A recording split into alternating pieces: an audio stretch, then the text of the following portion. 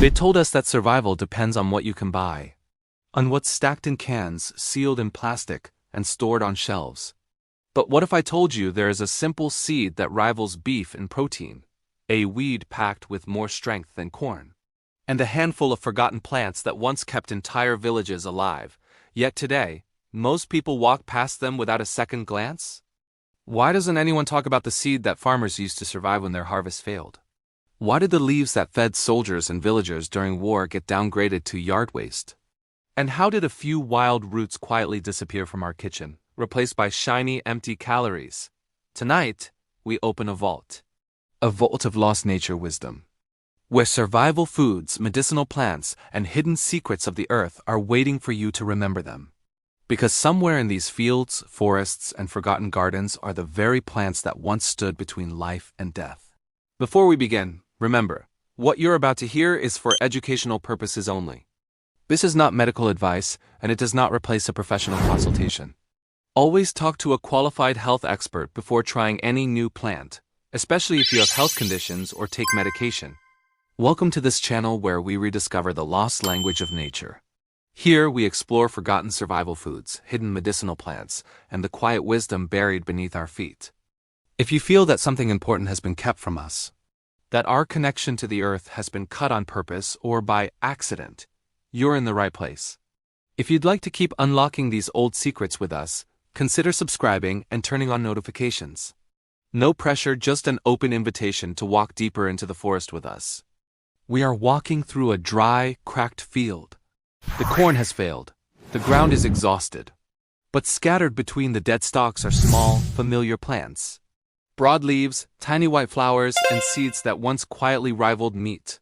This is amaranth, sometimes called pigweed by people who don't know its story. But for ancient civilizations in the Americas, amaranth was sacred, a grain, a vegetable, and a symbol of strength. While we debate protein powders and expensive superfoods, this weed can contain protein levels that compete with beef gram for gram when you look at total amino acids over equal calories. Its tiny seeds are rich in protein and fiber. Its leaves carry iron, calcium, and vitamin C. In times of famine, this plant turned empty fields into hidden granaries. There are stories of villages where cereal crops failed, where barns were empty and livestock were thin. Yet people survived because amaranth grew wild along the edges of their land. Mothers collected the seeds in baskets, roasted them lightly, and mixed them into simple cakes. The leaves were boiled and eaten like spinach, giving children vitamins they couldn't find anywhere else. So how did a plant that's strong, a plant that can grow in poor soil, resist drought, and feed entire communities, end up being called a weed?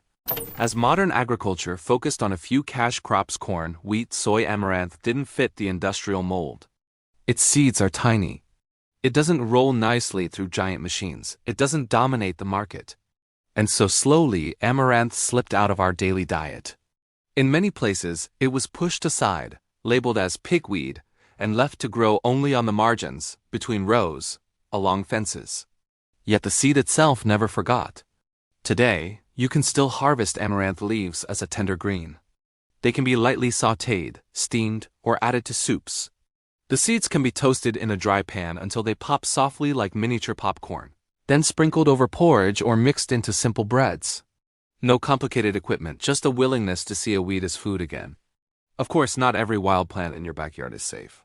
Always make absolutely sure you correctly identify any plant, and consult knowledgeable local experts or professionals before eating it. Misidentification can be dangerous.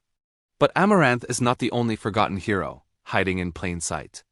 If amaranth is the survival seed, what about the leaf that villagers relied on when sickness swept through their homes?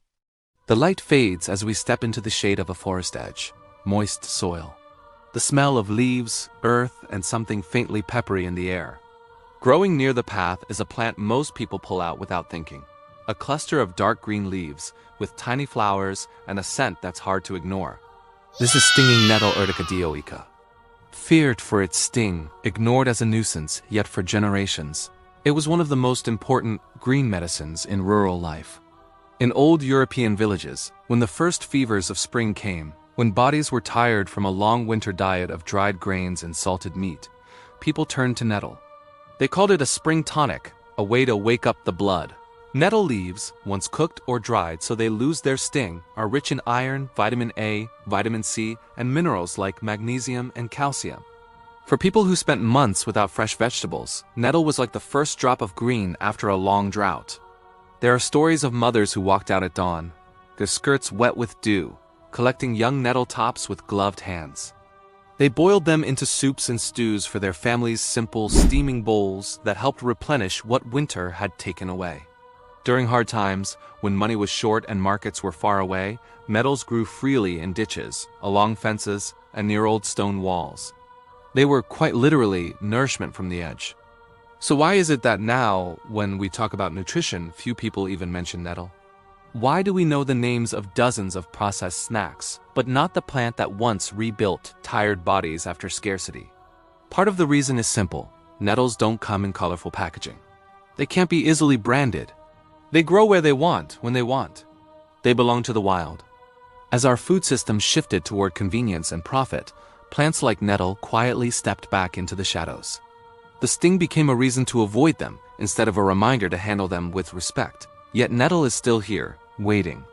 The leaves can be dried and brewed as a tea that tastes earthy and green. In many traditional households, a mild nettle infusion was seen as a general support for tired, overworked people, a way to offer the body minerals and warmth. We must say this clearly. This is not medical advice, and nettle is not a miracle cure for any disease. People can be sensitive or allergic. If you are pregnant, taking medication, or have any condition, you must speak to a qualified health professional before experimenting with herbs like this. And while nettle supported tired bodies, another plant helped people stay alive when bread itself disappeared. Picture dry hills, rocky soil, and a sky without clouds. No corn, no rice, no wheat. Yet in the cracks of the stones, something stubborn grows, a spiky, gray-green herb with a scent like the sea and smoke combined. This is the world of wild grains and wild weeds, and among them, one humble ally stands out. A plant known in some regions as lamb's quarters or fat hen chenopodium. While rulers counted sacks of polished grain, ordinary people survived on what the land still offered them. Lamb's quarters was one of those gifts. Its leaves are high in vitamin A, some vitamin C, and minerals. Its tiny seeds can be collected and cooked like a rough, earthy grain. There are historical accounts of families who, during times of war and occupation, were forbidden or unable to access their own crops.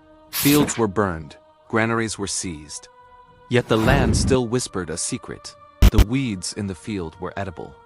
Lamb's quarters leaves could be cooked like spinach, thrown into stews, or mixed with a handful of whatever grain survived. The seeds, though tiny and tedious to gather, provided calories and strength when there was almost nothing else. But here's where the story twists. Over time, as clean fields became a symbol of modern efficiency, farmers were encouraged to wipe out anything that didn't belong to the official crop list. Weeds were enemies. Diversity was messy. Lamb's quarters' role as a survival food faded. In many places, it was downgraded to a sign of neglect, a plant that grows where we failed to control the land. Yet in rural memories, it still lives as the plant that kept us going. The young leaves can still be harvested carefully, cooked well, and used in simple dishes. They must be prepared properly, as they, like many leafy greens, can contain natural compounds that are best enjoyed in moderation and with good cooking. Once again, identification is everything. Never eat a plant you are not 100% sure of, and always seek local expertise where possible. If lamb's quarters filled empty stomachs, what about the plant that soothed pain and calmed wounds, long before clinics and pharmacies? We move now into a low, damp field. The soil is soft. Insects hum in the background. Rain has just passed, leaving the air cool and clean. Underneath your boots, small rosettes of bright green cling to the ground. Their leaves are thick, almost glossy, with delicate veins like quiet rivers. This is Plantain plantigo major, sometimes called the healer of the yard. Not the banana-like fruit, but the humble ground plant that grows on paths, fields, and cracks in sidewalks. For centuries, plantain was a villager's bandage. Children scraped their knees? Plantain. A farmer cut his hand on a rusty tool? Plantain. A traveler's feet blistered after long walking? Plantain. The leaves were crushed or chewed and placed directly over minor scrapes and insect bites. People believed it helped draw out irritation and offered the skin a gentle, cooling support. Some traditional herbalists pointed to plantain's soothing, mucilaginous quality, that slightly slippery, gel-like texture, as a clue to its calming nature. In terms of nutrition, tender young plantain leaves can also be eaten, offering fiber and small amounts of vitamins and minerals. They're not a feast, but in a survival situation, even a modest source of sustenance matters. There are old stories of shepherds guiding their flocks through rough terrain, carrying nothing but a knife, a water skin, and the knowledge of a few plants. When a sheep injured itself on thorny ground, the shepherd picked plantain leaves, pressed them against the wound, and bound them with cloth strips until he could reach safety. Plantain doesn't shout for attention, it hugs the earth. It grows where we step, almost as if it wants us to notice it. But we rarely do. In our current world, plantain is just another weed to be sprayed or mowed. Its quiet services to skin and soil are mostly forgotten. Yet, it still waits under our feet. If you ever choose to explore this plant, remember, even common yard plants can be confused with others. Some areas may be contaminated with chemicals, pesticides, or pollutants. Never apply or ingest any plant from treated or polluted land, and always ask a professional before using any herb on your skin or in your body. We've seen seeds, leaves, and healing ground plants. But our last secret lives where water meets earth. Night falls slowly over a shallow creek. The air grows cooler, and mist curls over the surface of the water. Here, with its roots in the mud and its leaves reaching toward the light, we find cattail typha, sometimes called the supermarket of the swamp. Tall, with brown, cigar-shaped flower spikes, cattail is the kind of plant children play with, not realizing that for many cultures, it was life support. Every part of this plant holds a story. In some traditional communities, cattail roots were dug from the mud, washed, and roasted or dried. They are rich in starch-dense energy that could be ground into flour and mixed with other foods. Young shoots, often called Cossack asparagus in local lore, were peeled and eaten as a wild vegetable. The flower spikes could be roasted when young, eaten somewhat like corn on the cob. Even the pollen, bright yellow and fine as dust, could be mixed into flour to stretch it further. In floodplains and marshes, where other crops rotted, cattails held their ground. They could feed people when fields failed and granaries flooded. There are old accounts of families escaping conflict, hiding near rivers and lakes, surviving on fish, wild greens, and cattail. The plant was food, bedding, and material, its fluffy seed heads used for insulation and primitive pillows, its leaves woven into mats and baskets. So why is this swamp supermarket not on every survival list today? Part of the reason is simple risk and complexity. Wetlands can hold pollution. Cattails easily absorb contaminants from water and soil. Modern industry has not been kind to rivers and marshes. So the plant that once symbolized abundance can now sometimes signal caution. Another reason is that our knowledge has migrated from the land to the screen. We trust packages more than ponds. We trust barcodes more than mud. But the old stories remain. Cattail as a lifeline when everything else was gone. If you're ever tempted to explore cattail, you must be absolutely certain the water is clean. The plant is correctly identified and no harmful chemicals are present. Once again, always seek local guidance and professional advice. Amaranth, the survival seed that refused to die. Nettle, the stinging green that nourished blood-starved bodies. Lamb's quarters, the weed that fed families when grain was locked away. Plantain, the ground healer under our feet. Cattail, the swamp storehouse, turning mud and sun into food. Different plants, different places, yet they all share one thing. They were never really lost. We simply stopped listening. Somewhere along the line, we traded diversity for convenience.